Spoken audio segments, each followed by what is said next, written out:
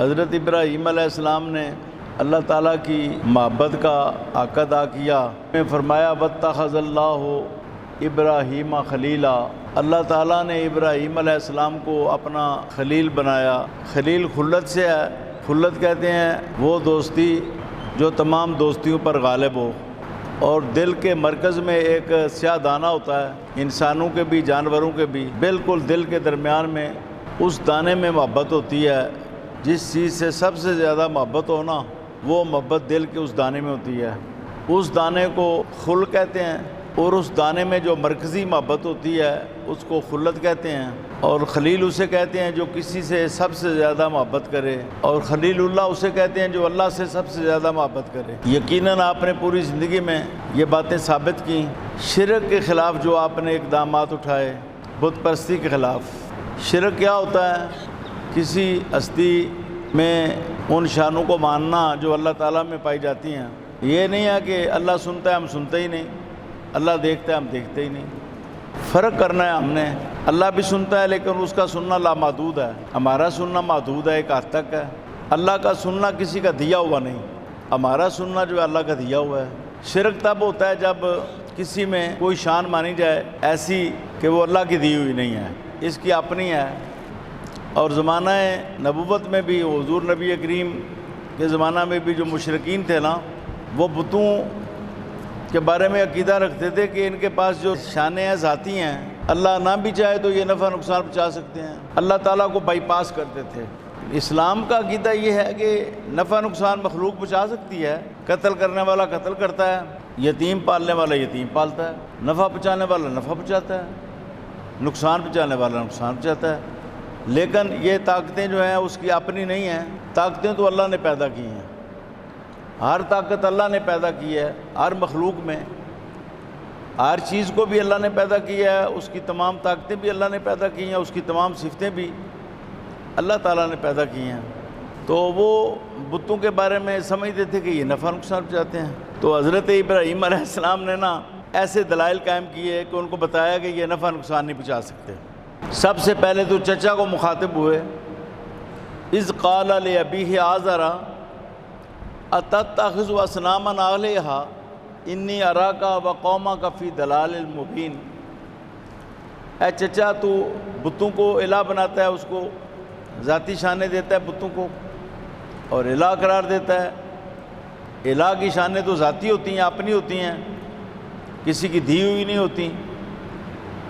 اللہ تو پیدا نہیں ہوا، اس کی شانیں بھی پیدا نہیں ہوئیں، اس کا کوئی خالق نہیں ہے، وہ خود خالق ہے پوری کائنات کا۔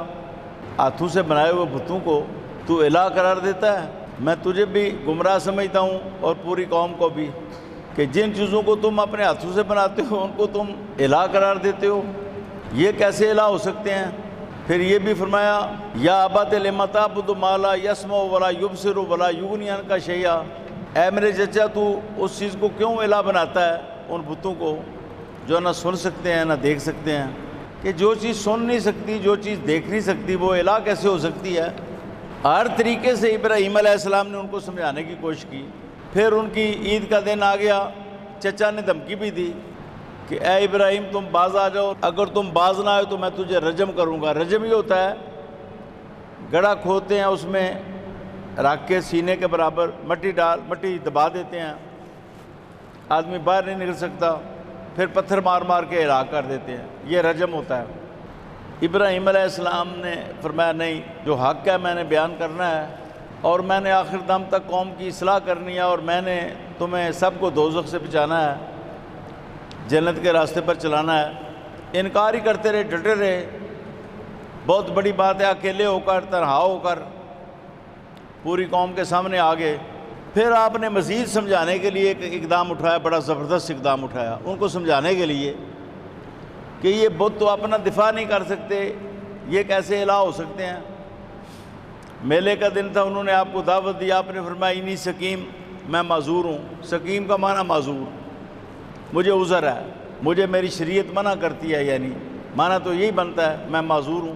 جب چلے گئے تو حضرت ابراہیم علیہ السلام اس بت خانہ میں داخل ہوئے جہاں ان کے بت پڑے ہوئے تھے۔ فراغ الی آلہتہم، چپکے سے نہ داخل ہو گئے، اور آپ نے جا کے ان بتوں کو توڑنا شروع کر دیا، کسی کی ٹانگ توڑ دی، کسی کی کا پاؤں کا توڑ دیا، کسی کی گردن جو ہے کپ دی، سب کو نہ توڑ موڑ کر کے نا ان کے میزوں سے نیچے گرا دیا۔ جو بڑا تھا نا بت، اس کی گردن پر کلہاڑا رکھ دیا۔ لعلہم الیہ یرجعون، یہ بھی سمجھانے کے لیے کہ شاید یہ سمجھیں کہ اس نے یہ کام کیا، یا شاید ان کے ذہن میں یہ آئے کہ یہ تو کر ہی نہیں سکتا، کلہاڑا اس کی گردن پر ہے، یہ تو کر ہی نہیں سکتا، تو ان کے ذہن میں یہ آ جائے کہ یہ الہ نہیں ہو سکتا، جو کچھ کر ہی نہیں سکتا، وہ جس کے پاس اختیار ہی کوئی نہیں، وہ الہ کیسے ہو سکتا ہے؟ لعلہم الیہ یرجعون، تاکہ وہ اس کی طرف رجوع کر کے کچھ غور و خوض کریں۔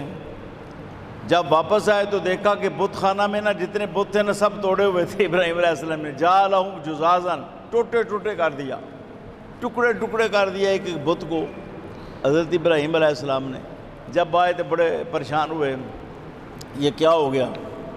پھر کہتے ہیں سمعنا فتیٰ، ایک نوجوان کے بارے میں ہم نے سنا ہے، یذکرہم، جو ہے نا ہمارے معبودوں کا ذکر کرتا رہتا ہے، یقال لہ ابراہیم، اس کو ابراہیم کہا جاتا ہے۔ پھر کہنے لگے ان کو بلاؤ، ابراہیم علیہ السلام کو بلایا گیا، تو آپ نے یہ نہیں فرمایا میں نے نہیں کیا، بلکہ آپ نے ان کو بڑے بت کی طرف متوجہ کیا کہ اس بڑے بت سے پوچھو جس کے گردن پر کلہاڑا پڑا ہوا ہے، اور ان بتوں سے پوچھو کہ ان کو کس نے توڑا ہے، فَاسْأَلُوهُمْ إِنْ كَانُوا يَنْطِقُونَ، ان سے پوچھو نا، اگر یہ کلام کر سکتے تو اس سے پوچھو۔ یہ مقصد یہ تھا کہ پوچھیں گے وہ جواب نہیں دے سکیں گے، یا خود ہی بتائیں گے کہ یہ تو بول نہیں سکتے۔ بالآخر ایک مرتبہ تو مبہوت ہوئے، پھر کہنے لگے کہ اے ابراہیم آپ کو پتہ ہے کہ یہ بول نہیں سکتے۔ پھر ابراہیم علیہ السلام نے چڑھائی کی ان پر، فرمایا جب تم خود کہتے ہو کہ بول نہیں سکتے تو پھر ان کی کیوں عبادت کرتے ہو، کیوں ان کو الہ مانتے ہو؟ اب جب ان کو کوئی جواب نہ دے سکے تو پھر انہوں نے کہا کہ ابراہیم علیہ السلام کو حرکوا وانصروا آلہتکم ان کنتم فاعلین، اگر تم نے کچھ کرنا ہے تو ان کو جلا دو، آگ میں جلا دو، اور اپنے بتوں کی تم مدد کرو۔